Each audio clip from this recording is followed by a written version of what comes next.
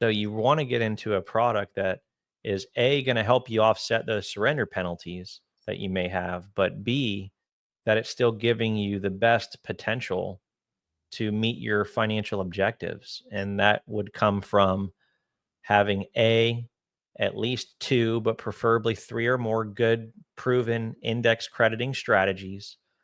And then B, that it's from a credible company that has proven track record to deliver on their renewal rates on those said index crediting strategies. Those are important evaluation points. Yeah, and part of again, going back to our process is just setting those right expectations. What are your expectations of this annuity? What can we really lean into?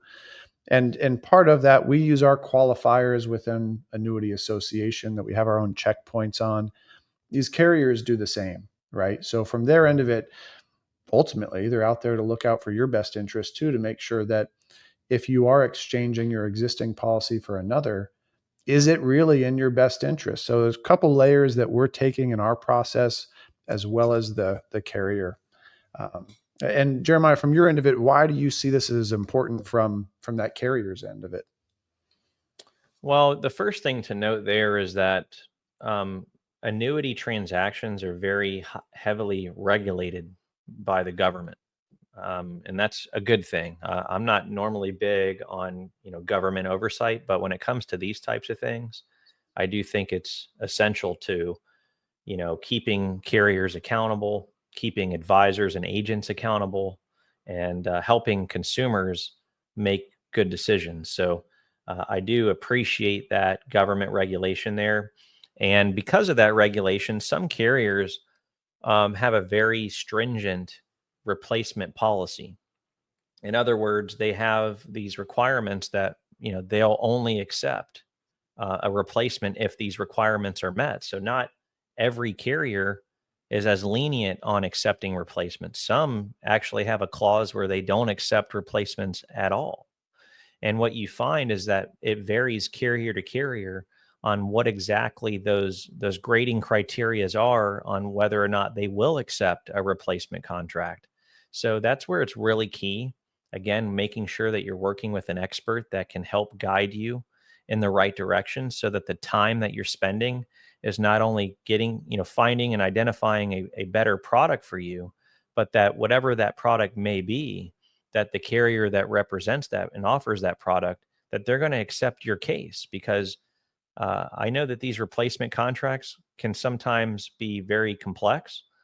You have to have a really good case and evidence to back of and backing that evidence up of how it is in the consumer's best interest. And if you're not dotting your I's and crossing your T's, or maybe you're not even looking at the carrier guidelines specifically, you're going to waste someone's time, and it can be a lot of time that goes into these replacements. We're talking 4 to 6 weeks at least to get them through the suitability underwriting and all of those. So the worst case scenario is you get a automatic decline because it wasn't even a carrier that would have accepted it in the first place. So work with an expert, make sure that they have a guide that they're following. It's something that we're passionate about, and we actually have a proprietary process that uses basically a data aggregator of all the carrier guidelines, and we make sure all those boxes are checked before an application is ever submitted. Yeah, yeah, and it's so important because at the end of the day, you're taking your time out to make the right decision for yourself, and the advisor needs to be looking out for not only your best interest but your time commitment as well. Um, I can only imagine that feeling of submitting an application with a certain expectation that advisor A told me this was going to happen and it'll get approved, and come to find out you waited a couple weeks to hear from the insurance company and found out that you won't be approved.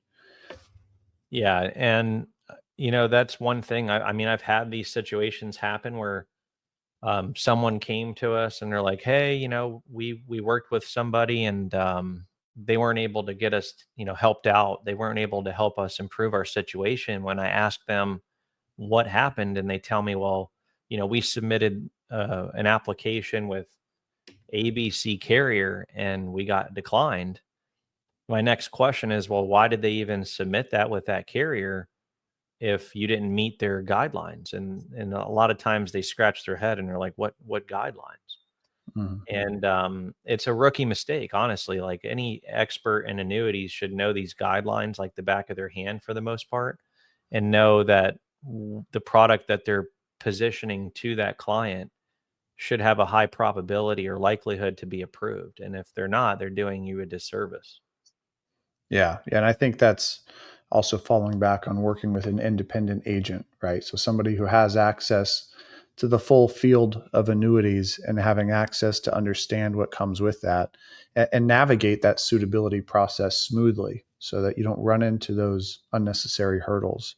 And an expert will help you and clearly articulate why that exchange to a new annuity is a better solution, and if so. Yeah, for sure. So that leads us into our next segment. And there's been a lot of innovation in the indexed annuity space in particular within the last 5 to 10 years, more so in the last 5 years. And one of those features that is now starting to show up as part of a value added benefit in a decent amount of the offerings on the market is all around the enhanced income benefit for long-term care. Most annuities from a decade ago didn't even offer this type of benefit whatsoever, but today about 57% of the income annuities offered today include an enhanced income benefit for long-term care.